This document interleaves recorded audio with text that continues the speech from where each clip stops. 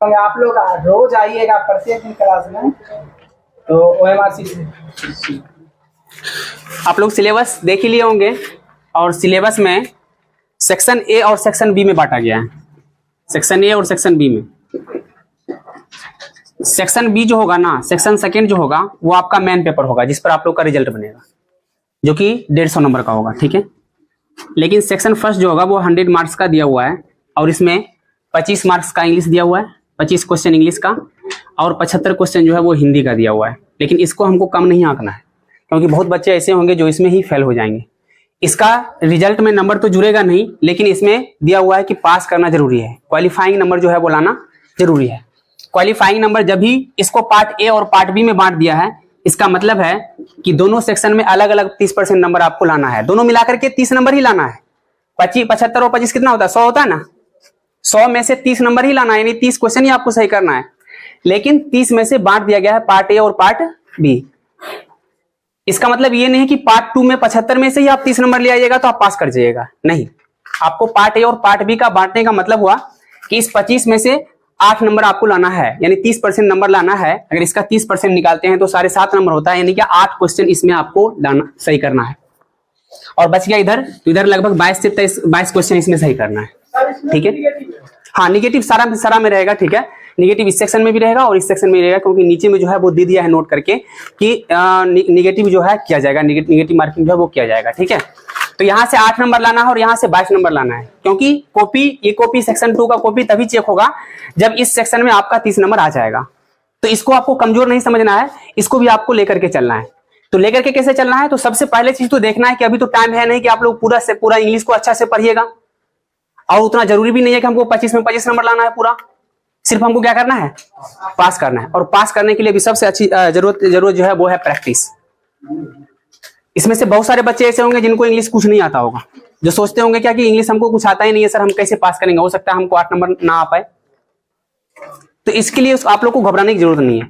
देखिए, इंग्लिश है क्या, आपको ग्रामर सेक्शन से कुछ क्वेश्चन रहेगा, कुछ सेक्शन जो रहेगा वो वर्ड सेक्शन से रहेगा, कुछ एक पैसेज दिया रहेगा, पैसेज से रहेगा, ठीक है। अभी तो सिलेबस पूरा डिक्लेयर पूरा अलग अलग नहीं दिया है, उसका हम एक दिन क्लास में आप लोग को डिस्कशन कर देंगे कि किस सेक्शन से कितना क्वेश्चन रहेगा, ठीक है। अभी आप लोग के पास एक क्वेश्चन दिए हैं, सबको एक टाइप बता रहे हैं कि इस टाइप का इंग्लिश में आपको सवाल रहेगा, ठीक है। अभी हम 25 क्वेश्चन आपको, शायद 20 से 25 क्वेश्चन आपको दिया हुआ है पास में। हम सोल्यूशन बताते हैं कि किस तरह से सोल्यूशन हम करवाएंगे।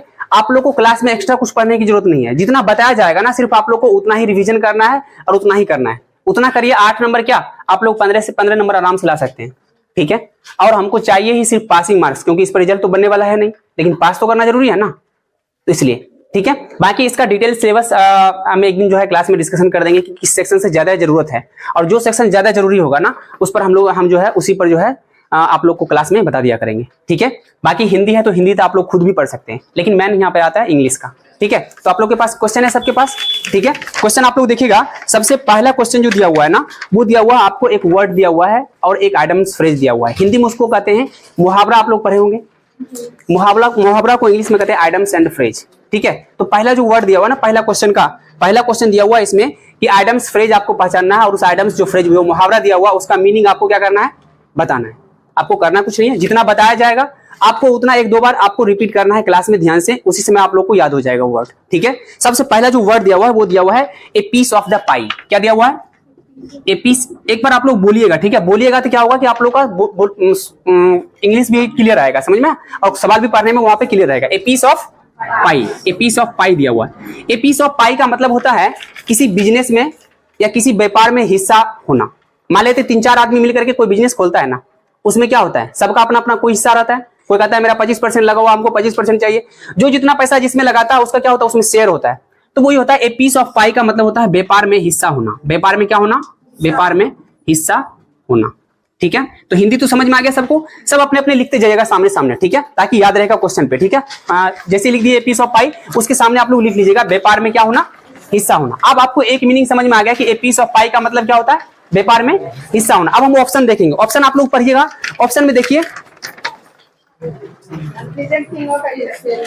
पहला दिया हुआ है unpleasant thing to accept. Pleasant मतलब होता है कि खुशी देने वाला। कहता है कि एक ऐसा कोई चीज जो हमको, मतलब एक ऐसा खुशी जो हम एक्सेप्ट कर सके, स्वीकार कर सके। ऐसा तो नहीं बोल रहा है, क्या बोल रहा है कि व्यापार में क्या होना? हिस्सा होना। दूसरा ऑप्शन देखते हैं, ए शेयर इन मनी और बिजनेस। देखिए यहां से क्लियर हो गया, शेयर मतलब सबको पता है, बिजनेस मतलब सबको पता है, यानी बिजनेस में क्या होना, शेयर होना, हिस्सा होना, या किसी पैसा में क्या होना, हिस्सा होना। आंसर इसका क्या हो जाएगा, बी हो जाएगा, क्योंकि इसका मीनिंग आपको पता है तो ऑप्शन से भी आप लोग खुद से भी समझ सकते हैं कि कौन सा आंसर होगा। लेकिन सबसे मेन जरूरी होता है कि इसका मीनिंग जानना। तो ए पीस ऑफ पाई सबको समझ में आ गया। ए पीस ऑफ पाई मतलब क्या होता है, व्यापार में हिस्सा होना। इसका आंसर ऑप्शन से आप लोग समझ में आ गया, शेयर इन मनी और बिजनेस। चलिए दूसरा क्वेश्चन देखिएगा। दूसरा जो क्वेश्चन दिया हुआ है वो दिया हुआ है वन वर्ड सब्स्टिट्यूशन का। वन वर्ड सब्स्टिट्यूशन जिसको हिंदी में कहते हैं कि अनेक शब्द के लिए एक शब्द, पढ़े होंगे आप लोग हिंदी में, ठीक है। उसी को इंग्लिश में कहते हैं वन वर्ड सब्स्टिट्यूशन, यानी एक वर्ड दिया हुआ और उसके लिए कौन सा वर्ड आएगा वो आपको देखना है। देखिएगा दिया हुआ है कि the broken parts of objects found in ancient site. दिया हुआ है कि the broken parts of objects found in an ancient site, कहता है कि प्राचीन काल का कोई ऐसा वस्तु जो टूटा फूटा मिलता है। टूटा फूटा कोई वस्तु अगर प्राचीन काल का, अगर मान लीजिए कहीं पर खुदाई होता है, कुछ भी होता है, तो वहां पे क्या होता है, कोई टूटा फूटा पुराना जमाना का वस्तु मिल जाता है ना, ऑब्जेक्ट मिल जाता है ना, बोला उसको हम क्या कहते हैं। तो यहां तक क्वेश्चन समझ में आ गया कि क्वेश्चन क्या कह रहा है। क्वेश्चन कह रहा है कि प्राचीन काल में कोई भी वस्तु या कोई भी ऑब्जेक्ट जो है जो पुराना अवस्था में टूटा फूटा अगर मिलता है तो उसको हम लोग क्या कहते हैं। अब ऑप्शन देखते हैं, यहां से क्वेश्चन समझ में आ गया सबको। ऑप्शन देखिएगा, ऑप्शन में पहला दिया हुआ है डिस्ट्रक्शन। क्या दिया हुआ है, डिस्ट्रक्शन। क्या दिया हुआ है, डिस्ट्रक्शन मतलब होता है विनाश। क्या होता है, विनाश। किसी चीज का जब विनाश होता है ना उसको हम लोग क्या कहते हैं, डिस्ट्रक्शन कहते हैं। तो डिस्ट्रक्शन मीनिंग समझ में आ गया। चलिए दूसरा देखिएगा, दूसरा दिया और रिपेयर। सबको पता है रिपेयर मतलब क्या होता है, रिपेयर मतलब यानी क्या, फिर से बनाना, यानी क्या, किसी चीज को जोड़ना, ठीक है, मरम्मत करना हम लोग कह सकते हैं, रिपेयर करना, रिपेयर। तीसरा देखिएगा दिया हुआ है RUINS। क्या दिया हुआ है, रिंस। रिंस दिया हुआ है RUINS, रिंस। अब देखिए रिंस का मतलब होता है, रिंस मतलब होता है टूटा फूटा। क्या होता है, टूटा फूटा। रिंस मतलब होता है टूटा फूटा, टूटा फूटा, यानी कोई चीज अगर पुरानी है और वो अगर टूटा फूटा पड़ा हुआ अगर मिलता है तो उसको हम लोग कहते हैं रिंस। क्या कहते हैं, रिंस कहते हैं। तो रिंस मीन समझ में आ गया, रिंस मतलब क्या होता है, टूटा फूटा। अब देखते हैं चौथा ऑप्शन देखते हैं। तो चौथा ऑप्शन जो दिया हुआ वो दिया हुआ है डिफेक्ट्स। क्या दिया हुआ है, डिफेक्ट्स। मीनिंग सब लिखते जाइएगा, जिनको जो मीनिंग बोल रहे हैं सब सामने सामने लिखते जाइएगा हिंदी से बगल में ही, ठीक है, क्वेश्चन पर ही। डिफेक्ट, डिफेक्ट मतलब होता है खराबी, ठीक है। डिफेक्ट मतलब होता है क्या कहते हैं, खराब वस्तु हम लोग कह सकते हैं उसको डिफेक्ट चीज। नहीं कहता ये डिफेक्ट हो गया यानी खराब हो गया, ठीक है। तो डिफेक्ट मतलब आप लोग ले लीजिएगा खराब या खराबी, ठीक है। यहां से चार ऑप्शन का मीनिंग आप लोग को समझ में आ गया। क्वेश्चन क्या कह रहा था कि प्राचीन काल में कोई वस्तु मिलता है जो टूटा फूटा रहता है, उसको हम लोग क्या कहते हैं, रिंस कहते हैं। अब चार ऑप्शन पता है आपको, चारों का मीनिंग पता है तो आप लोग आसानी से आंसर कर सकते हैं कि रिंस हो जाएगा इस क्वेश्चन का आंसर। जो क्वेश्चन पूछ रहा है उसके अनुसार आंसर क्या हो जाएगा, इसका रिंस हो जाएगा। रिंस मतलब क्या होता है, टूटा फूटा। अभी तुरंत बताए थे पीस ऑफ पाई मतलब क्या होता है, व्यापार में हिस्सा होना। आगे देखिएगा 3 नंबर क्वेश्चन देखिएगा। 3 नंबर क्वेश्चन दिया हुआ है कि फिल इन द ब्लैंक्स हमको क्या करना है, भरना है। एक वर्ड दिया हुआ है, सेंटेंस दिया हुआ है और उसमें खाली जगह हमको दिया हुआ है। दिया हुआ है कि team of doctors has been sent to the worst affected area to dash patient there। अगर आप लोगों को कुछ भी क्वेश्चन में समझ में नहीं आया ना तो ये चीज देखेगा, एक जगह डॉक्टर लगा हुआ है। कुछ भी अगर हिंदी समझ में नहीं आता है तो क्वेश्चन में हम क्या देख रहे हैं कि डॉक्टर के बारे में चर्चा कर रहा है और पेशेंट के बारे में। लास्ट सेंटेंस पढ़िएगा उसमें पेशेंट दिया हुआ है ना, तो डॉक्टर जाएगा पेशेंट का क्या करने के लिए, ट्रीटमेंट करने जाएगा ना, इलाज करने जाएगा ना। तो कह रहा है कि जो अफेक्टेड एरिया है ना, जो प्रभावित इलाका है ना, वहां पे डॉक्टर गया है पेशेंट के लिए क्या करने के लिए। ऑप्शन देखते हैं, ऑप्शन देखते हैं। पहला दिया हुआ कंडक्ट।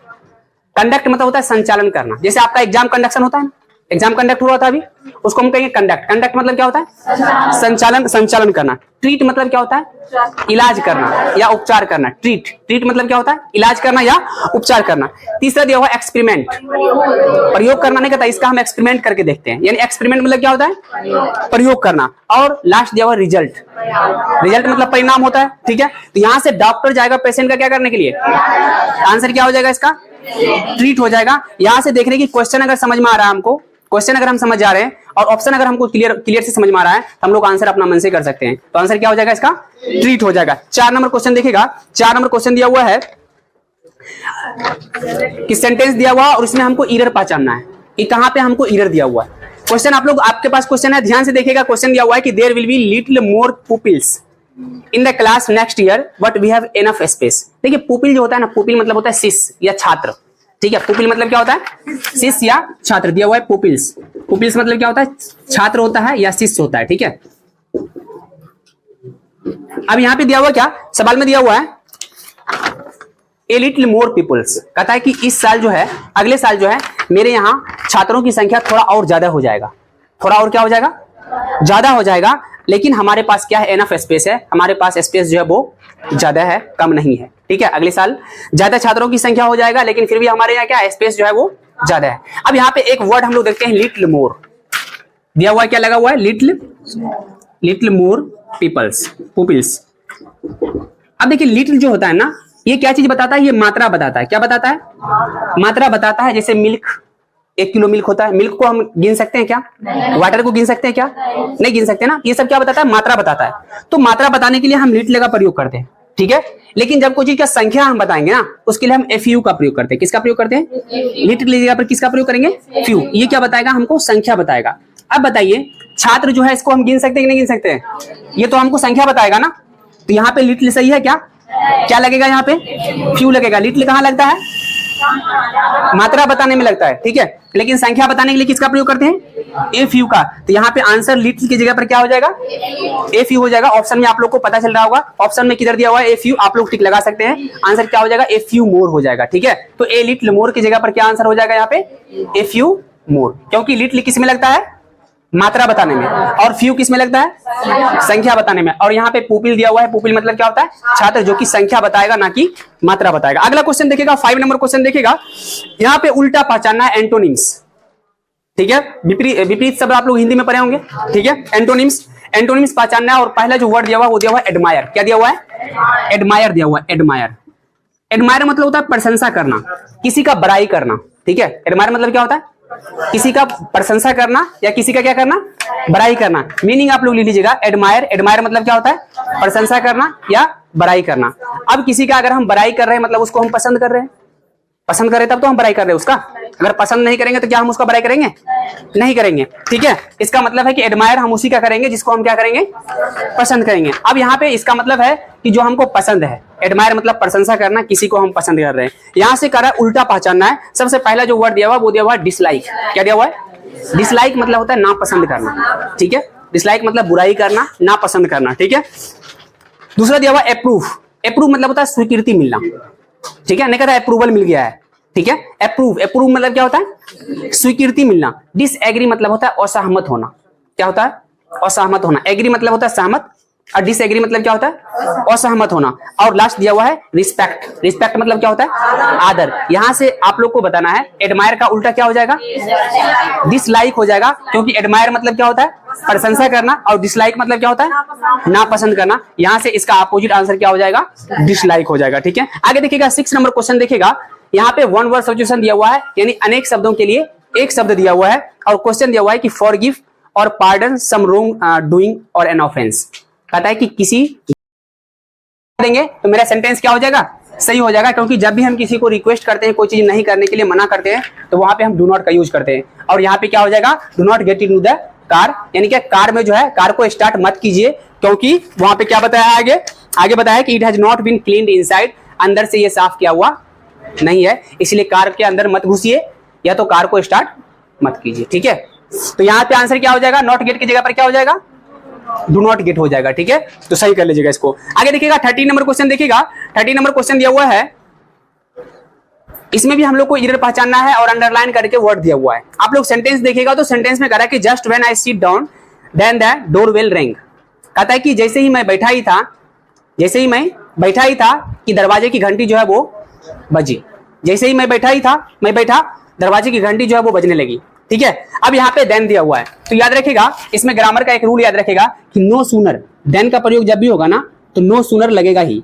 नो सूनर के साथ में किसका प्रयोग होता है, देन का प्रयोग होता है। ये आप लोग याद रखिएगा। ठीक है, कि नो सूनर जब भी आएगा तो नो सूनर के साथ क्या आएगा, देन आएगा। अब ऑप्शन में आप लोग देखिए, क्या कहीं पर भी सेंटेंस में नो सूनर लगा हुआ है, शुरू में तो नहीं लगा हुआ है ना, सेंटेंस में तो कहीं नहीं लगा हुआ है, सेंटेंस में नहीं लगा हुआ है। तो जस्ट व्हेन की जगह पर क्या हो जाएगा, यहाँ पे नो सूनर डिड आई हो जाएगा। ठीक है, तो जस्ट व्हेन आई की जगह पर क्या हो जाएगा, यहाँ पे नो सूनर डिड आई हो जाएगा यहाँ पे। तो सेंटेंस सही हो जाएगा क्या, कि no sooner did I sit down then the door bell ring. ठीक है, तो नो सूनर के साथ किसका प्रयोग होता है, देन का प्रयोग होता है। आगे देखिएगा 14 नंबर क्वेश्चन देखिएगा। 14 नंबर क्वेश्चन में फिल इन द ब्लैंक्स भरना, और क्वेश्चन दिया हुआ है कि modern technology has created many new jobs that require dash skills and knowledge. अब देखिए यहाँ पे क्या कर रहा है कि मॉडर्न टेक्नोलॉजी, नया जो टेक्नोलॉजी आया है ना, उससे बहुत सारा जॉब जो है वो क्रिएट हुआ है। लेकिन इसके लिए कैसा स्किल चाहिए, स्पेशल हाँ स्पेशल क्या चाहिए, स्पेशल स्किल्स चाहिए, यानी क्या इसके लिए स्पेशल नॉलेज चाहिए और स्पेशल स्किल्स चाहिए। ठीक है, पहला जो ऑप्शन दिया हुआ वो दिया हुआ डेंजरस। डेंजरस मतलब क्या होता है, खतरनाक होता है। दूसरा दिया हुआ हार्ड। हार्ड मतलब क्या होता है, हार्ड मतलब कठिन होता है। ठीक है, और सी नंबर दिया हुआ कॉमन। कॉमन मतलब क्या होता है, सामान्य होता है। और स्पेशलाइज्ड मतलब क्या होता है, स्पेशल होता है, विशेष होता है। ठीक है, विशेषज्ञ होता है। ठीक है, तो यहां से आंसर क्या हो जाएगा इसका, स्पेशल हो जाएगा, स्पेशलाइज्ड हो जाएगा। ठीक है, तो डी नंबर इसका सही लगा लीजिएगा। आगे देखिएगा 15 नंबर दिया हुआ है, आइटम्स एंड फ्रेज दिया हुआ है, यानी मुहावरा दिया हुआ है, और वर्ड दिया हुआ है कॉल ऑफ। क्या दिया हुआ है, कॉल ऑफ। कॉल ऑफ का मतलब क्या होता है, स्थगित करना। क्या होता है, कॉल ऑफ। कॉल ऑफ मतलब होता है स्थगित हो गया, यानी एकाएक कैंसिल हो गया। ठीक है, तो यहां से हम लोग याद रख सकते हैं कॉल ऑफ। कॉल ऑफ मतलब क्या होता है, स्थगित करना या रोक देना। ठीक है, ऑप्शन देखते हैं। तो सबसे पहला लास्ट ऑप्शन आप लोग देखिएगा, कैंसिल समथिंग दिया हुआ है। इसका आंसर क्या हो जाएगा, कैंसिल समथिंग, क्योंकि कॉल ऑफ का मतलब क्या होता है, स्थगित करना, यानी क्या, कैंसिल करना। आगे देखिएगा, आगे दिया हुआ 16 नंबर क्वेश्चन देखिएगा, दिया हुआ है I have not got dash with me now. अब देखिए हैव नॉट के साथ एनी का प्रयोग होता है। किसका प्रयोग होता है, एनी का प्रयोग होता है। अब यहाँ पे दिया हुआ हैव नॉट दिया हुआ, और हैव नॉट जब भी आएगा ना, इसकी जगह पर किसका प्रयोग करेंगे, एनी का प्रयोग करेंगे। ऑप्शन में आप लोग देखिए एनी किधर लगा हुआ है। ठीक है, तो एनी किस में लगा हुआ है, डी नंबर ऑप्शन आप लोग देख रहे हैं, एनी लगा हुआ है। कहता है कि I have not got any money with me now, कि मैंने अभी तक कोई भी रुपया नहीं पाया है, मुझे अभी तक कोई भी रुपया नहीं मिला है। ठीक है, तो यहां से हैव नॉट की जगह पर किसका प्रयोग होता है, एनी का प्रयोग होता है। तो हैव नॉट के साथ क्या लगेगा, एनी लग जाएगा यहाँ पे, तो सही कर लीजिएगा। आगे देखिएगा, आगे दिया हुआ सैनोनिम्स पहचानना है। सैनोनिम्स मतलब समझते ना, समानार्थी शब्द, एक जैसा शब्द, जिसको समानार्थी हिंदी में कहते हैं, समानार्थी शब्द। एम मतलब होता है उद्देश्य। एम मतलब क्या होता है, उद्देश्य। कोई पूछ देता है कि आपका एम क्या है, ठीक है, तो एम मतलब क्या होता है, उद्देश्य, यानी आपका उद्देश्य क्या है। तो एम पहला ऑप्शन दिया हुआ है पर्पस। पर्पस मतलब भी होता है उद्देश्य, तो यहां से इसका आंसर क्या हो जाएगा, पर्पस हो जाएगा। एम मतलब क्या होता है, पर्पस। SHOT शॉर्ट दिया हुआ, दूसरा ऑप्शन दिया हुआ है शॉर्ट। शॉर्ट मतलब होता है गोली मार देना। ठीक है, शॉर्ट मतलब क्या होता है, गोली मारना। आगे होता है सिलेक्शन दिया हुआ। सिलेक्शन मतलब क्या होता है, चयन। सिलेक्शन मतलब चुनना या चयन करना। ठीक है, हाँ, चयनित होना। कॉरेज साहस या हिम्मत हम लोग कह सकते हैं। कॉरेज मतलब क्या होता है, साहस या हिम्मत। आगे देखिएगा 18 नंबर क्वेश्चन दिया हुआ है, इसमें भी सैनोनिम्स ही पहचानना है, यानी कि समानार्थी शब्द ही हमको पहचानना है। और वर्ड जो दिया हुआ है वो दिया हुआ है अलार्म। अलार्म मतलब होता है खतरे की चेतावनी देना। ठीक है, अलार्म, जब भी कोई चीज का अलार्म बजता है, इसका मतलब है क्या कर रहा है, वो चेतावनी दे रहा है हमको। ठीक है, तो अलार्म का मतलब क्या हो जाएगा यहाँ पे, अलर्ट करना, यानी क्या, सावधान करना या चेतावनी देना। ठीक है, यानी खतरे से हमको क्या करना, चेतावनी देना। पहला जो ऑप्शन दिया हुआ वो दिया हुआ व्यक। व्यक मतलब होता है जगना या जगाना, जगना या जगाना। 2 नंबर दिया हुआ रिंग। रिंग मतलब होता है बजना। रिंग मतलब क्या होता है, बजना। और लास्ट सी नंबर दिया हुआ पैनिक।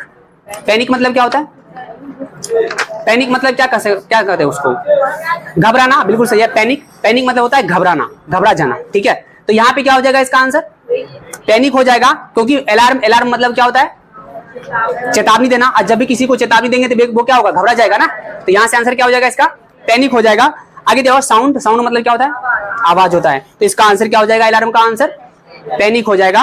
और यहाँ से सी आंसर लगा लीजिएगा। 19 नंबर क्वेश्चन देखिएगा। 19 नंबर क्वेश्चन दिया हुआ है, the school usually starts at 8 AM। School से यूजुअली स्टार्ट्स एट कितना AM, 8 AM।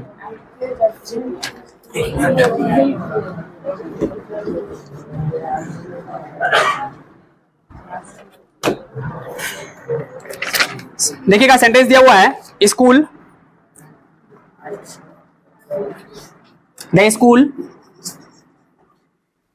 Usually starts at 8 AM and is closing at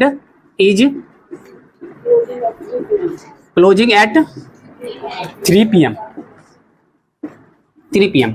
अब देखिए यहाँ पे क्या कर रहा है कि स्कूल जो है वो शुरू कितना बजे होती है और समाप्त कितना बजे होती है, 3 बजे।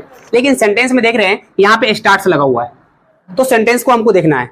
जो फर्स्ट सेंटेंस में जो टेंस का यूज करेगा ना, वही दूसरे सेंटेंस में भी आना चाहिए। यहाँ पे देख रहे हैं कि स्टार्ट्स लगा हुआ है, यहाँ पे इज लगा हुआ है, जो कि गलत दिया हुआ है। ठीक है, क्या एंड। तो यहाँ पे क्या हो जाएगा, स्कूल्स यूजुअली स्टार्ट्स दिया हुआ है। अब यहाँ पे इज क्लोजिंग दिया हुआ है, जो कि गलत दिया हुआ है, क्योंकि सेंटेंस जिस टेंस में दिया हुआ है ना, उसी टेंस में आगे भी आना चाहिए था। जो शुरुआत में रहेगा वही क्या होगा, आगे रहेगा। यहाँ स्टार्ट्स दिया हुआ है तो यहाँ पे क्लोज का क्लोजेज हो जाएगा। क्या हो जाएगा, क्लोजेज हो जाएगा। यानी सिंपल प्रेजेंट में यहाँ पे यूज हो रहा है तो सिंपल प्रेजेंट में भी क्या होगा, आगे भी यूज होगा। तो जो टेंस में शुरू में आएगा वही टेंस में क्या होगा, शुरू में आएगा, लास्ट में भी आएगा। यहाँ पे स्टार्ट्स दिया हुआ है तो यहाँ पे क्या लगेगा, क्लोजेज लगेगा। तो इस क्लोजिंग की जगह पर आप लोग काट करके सही कर लीजिएगा, क्या हो जाएगा आंसर, क्लोजेज हो जाएगा। ठीक है, लास्ट क्वेश्चन देखिएगा, 20 नंबर क्वेश्चन दिया हुआ है, फिल इन द ब्लैंक्स भरना है और क्वेश्चन दिया हुआ है डैश सम मोर सूप। अब सूप तो आप लोग जानते ही हैं, जो हम लोग पीते हैं सूप बना करके, ठीक है, उसको हम लोग कहते हैं सूप। अब यहाँ पे कह रहा है जब भी हम किसी को क्या करेंगे, रिक्वेस्ट करेंगे कोई चीज पूछने के लिए, किसी चीज के लिए किसी को अगर हम रिक्वेस्ट करते हैं ना, उसके लिए हम लोग वुड यू का प्रयोग करते हैं। किसको, किसका प्रयोग करते हैं, वुड यू लाइक का प्रयोग करते हैं, वुड यू लाइक। जब भी किसी चीज को, किसी के बारे में कोई चीज अगर पूछना है रिक्वेस्ट के साथ, ठीक है, अगर हमको उसको रिक्वेस्ट के साथ किसी को पूछना है तो किसका प्रयोग करेंगे, would you like. Would you like मतलब क्या होता है, क्या आप पसंद करेंगे, क्या आप पसंद करेंगे। तो यहां से हो जाएगा क्या, would you like some more soup, क्या आप थोड़ा और सूप पसंद करेंगे। ठीक है, तो यहां से जब भी हम किसी को रिक्वेस्ट करेंगे तो किसका प्रयोग होगा, वुड यू लाइक का प्रयोग होगा। यहाँ पे डी लगा लीजिएगा, वुड यू लाइक। ठीक है, सूप मतलब जो पीने वाला नहीं बनाते घर पे, हाँ ठीक है, घर पे सूप पीने के लिए बनाते हैं ना, उसको हम कहते हैं सूप, उसको सूप को सूप ही सेट करते हैं। ठीक है, चलिए ठीक है, आप लोग जो है आप लोग देख लिए होंगे किस तरह से इंग्लिश को बताया जाएगा। आप लोग अगर 25 क्वेश्चन अगर पर डे अगर ऐसे भी आप लोग पढ़ लीजिएगा ना, तो ऐसे ही 10-12 नंबर आप लोग सही कर लीजिएगा। ठीक है, तो आप लोग को जितना बताया गया है, आप लोग के पास क्वेश्चन है, एक बार घर पर जाना है और एक बार रिवीजन करना है। एक बार रिवीजन करिएगा, दोबारा पढ़ने की जरूरत नहीं पड़ेगा, सारा वर्ड भी याद हो जाएगा आप लोग को। ठीक है, एक बार देख लीजिए। इसी प्रकार यहाँ की क्लास